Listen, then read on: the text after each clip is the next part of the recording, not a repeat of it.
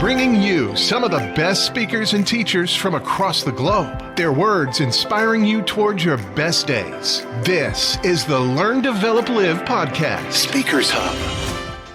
Good morning. Welcome to the Learn, Develop, Live podcast and the Speaker Hub for today. My name is still Chris Jaggs, and I'd like to thank you for joining me in another chapter of this LDL adventure. We have some wise words from entrepreneur, investor, and of course, the founder of Amazon, Jeff Bezos. In this clip, Jeff and others explain just how he got started with this journey to building one of the biggest companies in the world, all from his small little garage. Here is Jeff. I was working at a financial firm in New York City with a bunch of very smart people, and I had a brilliant boss I much admired. I went to my boss and told him I was going to start a company selling books on the internet. He took me on a long walk in Central Park, listened carefully to me, and finally said, "That sounds like a really good idea, but it would be an even better idea for someone who didn't already have a good job." You can have a job, or you can have a career, or you can have a calling. And if you can somehow figure out how to have a calling, you have hit the jackpot, because that's the big deal.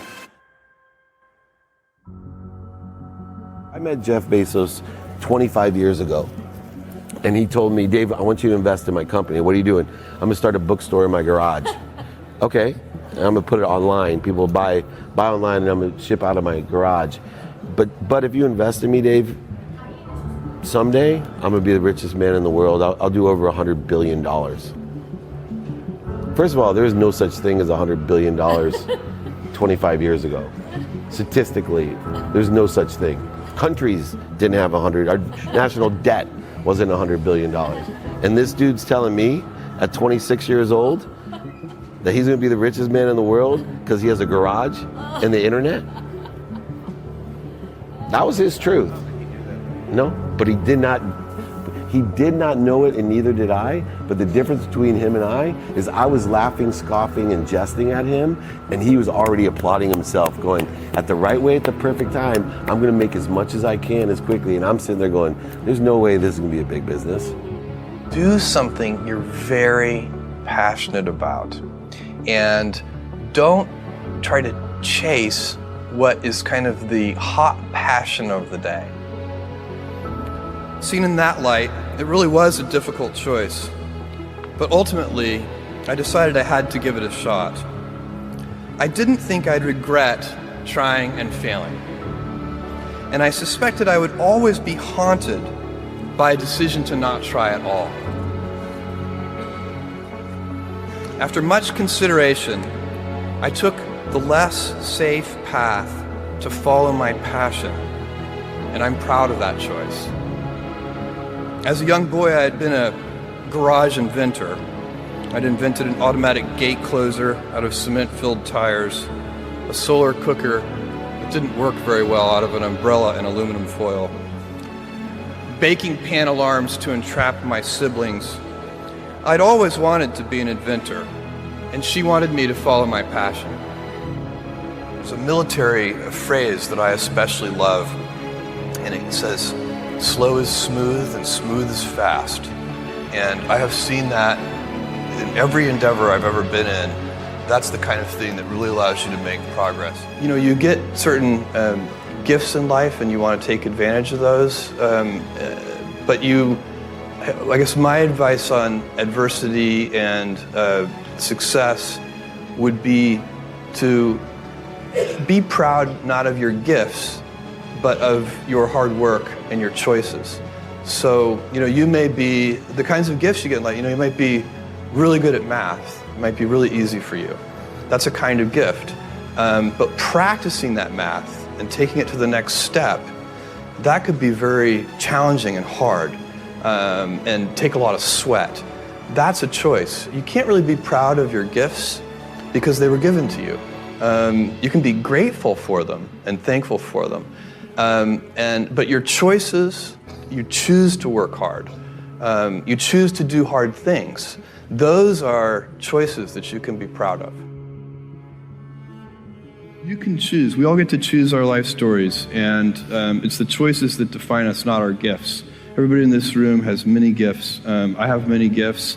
You can never be proud of your gifts because they're gifts. They were given to you. You might be, tall, or you might be really good at math, or you might be extremely beautiful or handsome, or there are many gifts, and you can only be proud really of your choices, because those are the things that you are acting on. And one of the most important choices that each of us has, and you know this just as well as I do, is you can choose a life of ease and comfort, or you can choose a life of service and adventure. And when you're 80, which one of those things do you think you're going to be more proud of? You're going to be more proud of having chosen a life of service and adventure. There's never been a better time to be alive. I mean, it's just incredible the amount of inspiration that the world generates for me, and I think for a lot of people. It's insane, the amount of change and invention and opportunity. Your life, the life you author from scratch on your own, begins. How will you use your gifts? What choices will you make? Will inertia be your guide, or will you follow your passions? Will you follow dogma, or will you be original? Will you choose a life of ease, or a life of service and adventure? Will you wilt under criticism, or will you follow your convictions? Will you bluff it out when you're wrong, or will you apologize? Will you guard your heart against rejection, or will you act when you fall in love? Will you play it safe, or will you be a little bit swashbuckling? When it's tough, will you give up, or will you be relentless? Will you be a cynic, or will you be a builder? Will you be clever at the expense of others, or will you be kind? Every time you figure out some way of providing tools and services that empower other people to deploy their creativity, you're really onto something. You're very lucky if you have a career. A lot of people end up with a job. If you don't love your work, you're never going to be great at it. Jules Verne, Mark Twain, Galileo, Newton, all the curious from the ages would have wanted to be alive, most of all, right now. As a civilization, we will have so many gifts, just as you as individuals have so many individual gifts as you sit before me. How will you use these gifts?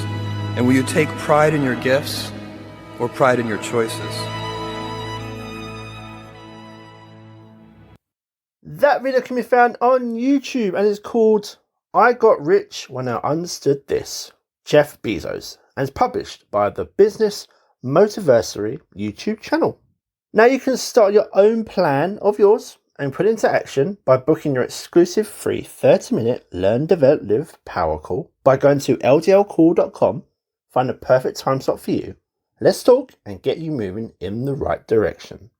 And for those who don't like the salesy stuff, the credit card can stay at home today. This isn't a sales call, just a great conversation between two people who want to find the best and next step for you. That is all I have time for today. Enjoy the rest of your day, and I'll see you in the next one. You're listening to the Learn, Develop, Live podcast with Chris Jaggs. Stay tuned for more motivation to get you going. Thanks for listening. You can find more motivation and inspiration at learndeveloplive.com. And we'll be back to inspire you again tomorrow.